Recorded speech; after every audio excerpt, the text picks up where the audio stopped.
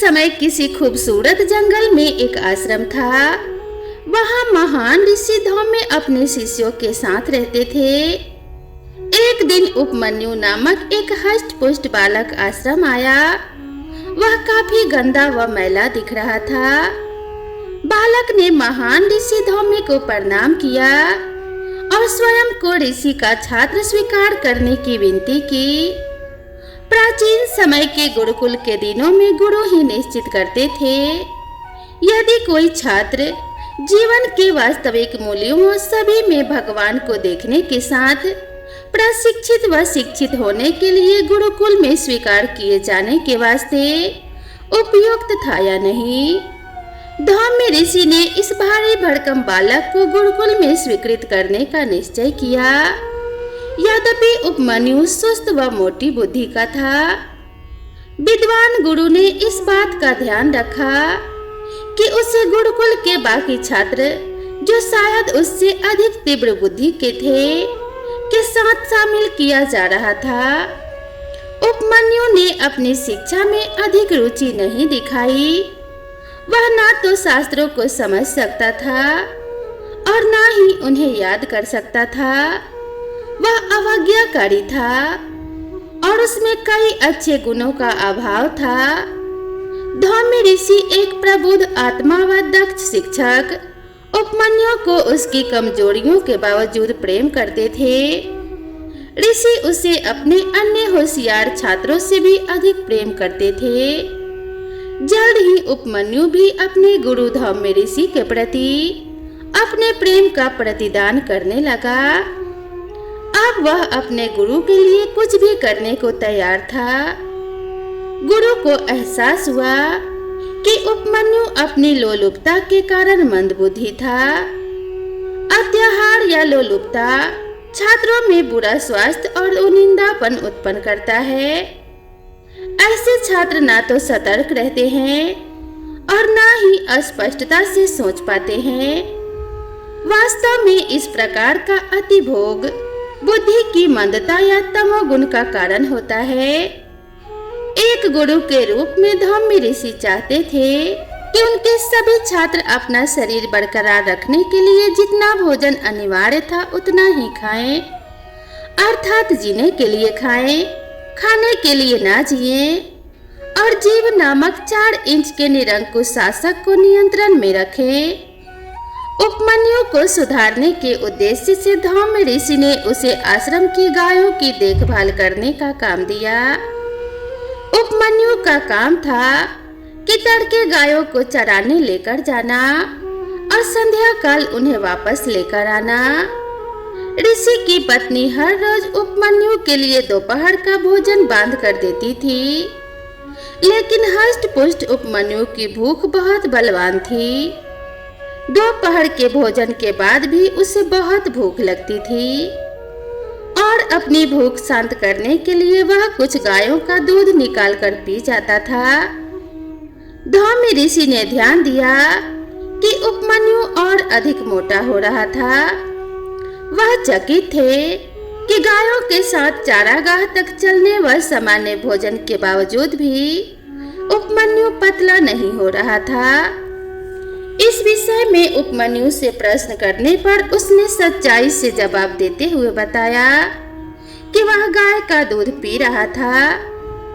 तब धौम्य ऋषि ने उपमन्यु को आदेश दिया कि वह दूध ना पिए, क्योंकि गाय उसकी नहीं थी।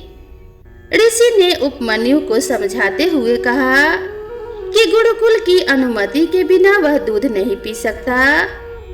यद्यपि उपमन्यु अपने गुरु के आदेश का पालन करने के लिए सहज ही सहमत हो गया, पर अपनी असंतुष्ट भूख को लेकर अभी भी व्यथित था।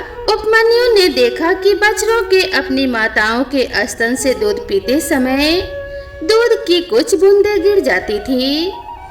उसने अपनी हथेलियों को प्याले के आकार का बनाकर दूध एकत्रित करना आरंभ किया और फिर वह इस दूध को पीने लगा।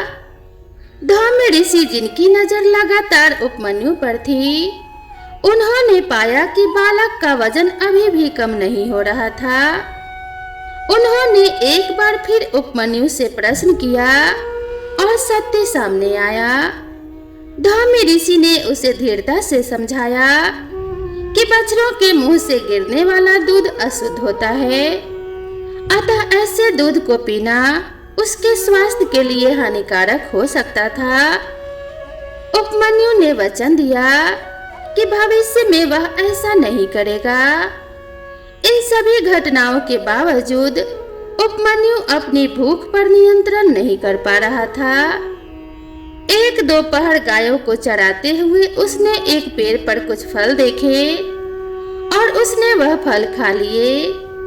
अफसोस वह फल जहरीले थे और उनका सेवन करने से वह अंधा हो गया। आश्रम लौटने का रास्ता ढूंढने की कोशिश करते हुए भयभीत व अंधा उपमन्यु ठोकर खाकर एक गहरे कुएं में गिर गया। संध्या काल जब गायें उपमन्यु के बिना घर लौटी तो धौम्य ऋषि को एहसास हुआ कि कुछ गलत था और वह उपमन्यु की खोज में निकल पड़े। उन्हें उपमन्यु एक कुएं में गिरा दिखा और उन्होंने सावधानी व अत्यंत परिश्रम से उसे बाहर निकाला। इस भीषण अवस्था में उपमन्यु के प्रति करुणा से परिपूर्ण ऋषि ने उसे जुड़वा बच्चों अश्विनी कुमारों का आवाहन करने का मंत्र सिखाया। अश्विनी कुमार स्वर्गिक चिकित्सक थे और मंत्रों की जाप से वह दोनों प्रकट हुए और उन्होंने उपमन्यु की दृष्टि पुनः स्थापित कर दी। अत्यंत धीरता से धौम्य ऋषि ने उपमन्यु को विशिष्ट रूप से समझाया कि किस प्रकार भोजन की इच्छा ने उसे वह फल खाने पर बाध्य किया था जो कि जहरीले थे और उसके अंधेपन का कारण थे। ऋषि ने उसे यह भी समझाया कि यदि समय पर उसका बचाव नहीं होता तो कुएं में उसकी मृत्यु भी हो सकती थी। आखिरकार उपमन्यु को अपनी गलती की गंभीरता स्पष्ट हुई और उसने अत्याहार का त्याग कर दिया। फिर वह जल्द ही तंदुरुस्त व स्वस्थ बनने के साथ साथ बुद्धिमान व चतुर भी हो गया। धौम्य ऋषि ने उपमन्यु के हृदय में गुरु के प्रति प्रेम उत्पन्न किया, अतः गुरु ने ब्रह्मा सृष्टिकर्ता का कार्य किया। ऋषि ने अपनी प्रेम पूर्ण सलाह से उपमन्यु की रक्षा की और उसे कुएं में मरने से बचा लिया। इसलिए गुरु ने विष्णु रक्षक का किरदार निभाया। अंत में गुरु ने उपमन्यु की लालच नष्ट करके महेश्वर का काम किया जो बुरे गुणों के नाशक हैं। गुरु या शिक्षक वह होते हैं जो हमें सही आदर्श सिखाते हैं और सही मार्ग की ओर प्रेरित करते हैं। अपने शिक्षक के प्रति सदैव सम्मान व कृतज्ञता होनी चाहिए। विविध शास्त्र व पवित्र ग्रंथों की सही समझ आवश्यक है। छात्रों को आदर्श संस्कृति व विविध शास्त्र सिखाते समय गुरु व शिक्षक को उदाहरण के माध्यम से निर्देशन करना चाहिए। ईश्वर के प्रति कृतज्ञता व्यक्त करने के लिए ईश्वर की प्रार्थना करनी चाहिए, न कि केवल अपनी इच्छाओं की पूर्ति के लिए। एकाग्रता व मन की स्थिरता का विकास करने के लिए मौन बैठना आवश्यक है।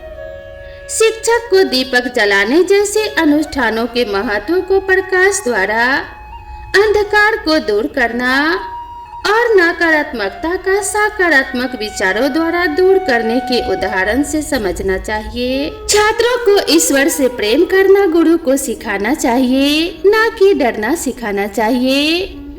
एक सही शिक्षक या गुरु ही छात्रों को सही मार्ग पर चलने की प्रेरणा देते हैं, जो कि हर तरह से छात्रों के जीवन में सहायक सिद्ध होते हैं।